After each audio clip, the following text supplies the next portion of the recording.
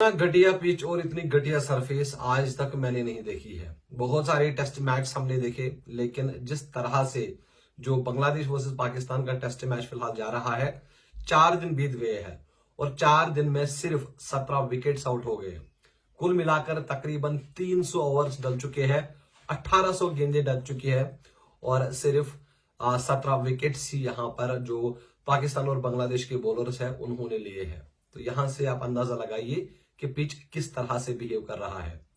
और इस मैच से पहले बड़ी खबरें आ रही थी कि भाई साहब हमने इस बार जो पिच बनाया है, ग्रास है पिच में और बॉलर्स को काफी मदद मिलेगी और बल्लेबाज स्ट्रगल करेंगे, 2-3 दिन के अंदर अंदर आपको मैच का रिजल्ट देखने को मिलेगा। लेकिन ऐसा अब लग रहा है कि भाई वो ग्रास नहीं था, वो ग्रास ऊपर से छिड़का गया था। और उसके बाद आप देखेंगे पहले दिन थोड़ा बहुत मदद बॉलर्स को देखने को मिली क्योंकि बारिश हुई थी और उसके बाद जो पाकिस्तान के टॉप ऑर्डर बल्लेबाज है उन्होंने स्ट्रगल किया। लेकिन फिर पाकिस्तान के बल्लेबाजों ने भी बल्लेबाजी अच्छी की और बांग्लादेश के बल्लेबाजों की भी भाई साहब तारीफ करनी पड़ेगी। सबसे पहले सऊद शकील, मोहम्मद रिजवान, सैम अय्यूब, शाहीन शाह अफरीदी, उन्होंने भाई साहब काफी अच्छी बल्लेबाजी की। और फिर अब जो बांग्लादेश के बल्लेबाज है उन्होंने 117 रन की लीड भी ले ली। यहां से आप अंदाजा लगाइए कि पिच किस तरह से बिहेव कर रहा है। और अगर ये टेस्ट मैच ड्रा होगा, क्योंकि मोस्ट प्रोबेबली 90% चांसेस ड्रा के है, और अगर बांग्लादेश के बॉलर्स ने कहीं पर पाकिस्तान के बल्लेबाजों को पकड़ा, यानी अगर मतलब उनको ऑल आउट कर दिया क्योंकि 117 रन की लीड थी, तो यहां बांग्लादेश जीत भी सकती है।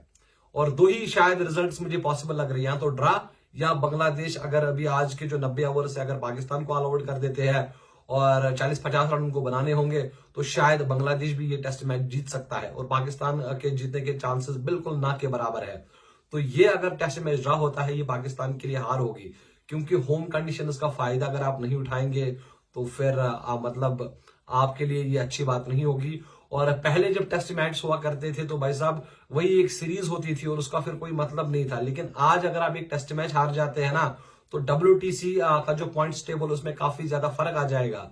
और अगर आपके जो सपने हैं कि भाई हम WTC फाइनल खेलेंगे, तो उसके लिए आपको ये मेहनत करनी होगी। और बांग्लादेश के खिलाफ अगर आप अपने होम ग्राउंड में अगर आप उनको नहीं हरा पाते, तो फिर आप कैसे एक्सपेक्ट करेंगे कि हम WTC के फाइनल में क्वालिफाई करेंगे? क्योंकि 9 मैच में आपको तकरीबन 7 मैच जीतने होंगे और उसमें से अगर एक मैच आप ड्रा चला गया, तो यानी जो आने वाले मैच है वो आपको सभी जीतने पड़ेंगे।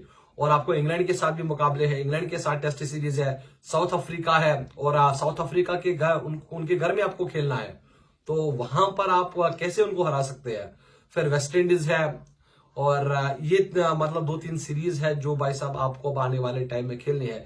लेकिन अगर आपको बांग्लादेश टफ टाइम दे रहा है अपने घर में, तो फिर जो बाकी टीम्स है वो फिर उनको हराना काफी ज्यादा मुश्किल हो जाएगा। और नसीम शाह ने भी कल एक प्रेस कॉन्फ्रेंस में कहा कि भाई साहब यहां पर कोई कुछ भी नहीं है बॉलर्स के लिए, और फ्लैट ट्रैक्स है, रोड पिच है, बॉलर कितना भी तेज गेंद करे, कितनी भी वेरिएशन हो बॉलर को, यहां पर भाई हर बॉलर एक जैसा ही है, चाहे आप मिचेल स्टार्क की बात करें या कोई और बॉलर भी आ जाए, क्योंकि यहां पर कुछ भी मदद नहीं है बॉलर्स को।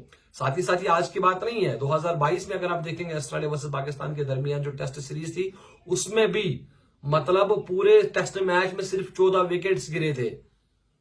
तो पाकिस्तान के लिए भाई साहब आपको ये देखना पड़ेगा कि किस तरह से आपको पिच बनाने हैं, क्योंकि जो भी आज टीम खेलती है ना टेस्ट मैच, वो जीतती है या वो हारती है।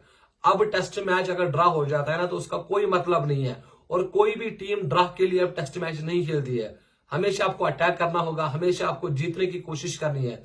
साथ ही साथ मुझे लग रहा है कि शान मसूद नो डाउट एक एग्रेसिव कैप्टन है, लेकिन सैम अय्यूब को भाई साहब ओवर देना पड़ेगा आपको। सैम अय्यूब ने एक आउट किया था, उसके बाद अगर आप देखेंगे तो सैम अय्यूब से ज्यादा बॉलिंग नहीं कराई गई, तो सैम अय्यूब का ओवर देना पड़ेगा। और उसके साथ साथ जो आपकी टीम सिलेक्शन है, कहीं ना कहीं मुझे लग रहा है कि शायद आपने बहुत बड़ी गलतियां की है अबरार अहमद को ना खिला के, और इसलिए अब आप सैम अय्यूब को शायद ओवर नहीं दे रहे, क्योंकि आपका जो फैसला था अबरार अहमद को ना खिलाने का, अगर सैम अय्यूब ने 2-3 विकेट्स लिए तो फिर आप पर क्वेश्चंस उठेंगे कि भाई अबरार अहमद को खिलाना चाहिए। तो शायद इस वजह से सैम अय्यूब को भी अब ओवर नहीं मिल रहा है। आज टेस्ट मैच का आखिरी दिन है और यही एक्सपेक्ट करेंगे कि शायद ये टेस्ट मैच ड्रा हो जाएगा। और अगर बांग्लादेश के बॉलर्स ने कुछ कमाल कर दिया, पहले ही कुछ 2-4 विकेट्स वो लेके गए, तो फिर इस मैच में रिजल्ट की पॉसिबिलिटी भी है और बांग्लादेश ये टेस्ट मैच जीत भी सकता है। एनीवेज आगे देखेंगे, क्योंकि आज पूरा दिन है, आपके साथ जुड़ते रहेंगे। फिलहाल आप मुझे इजाजत दीजिए, आप अपना बहुत सारा ख्याल रखिएगा। अल्लाह हाफिज।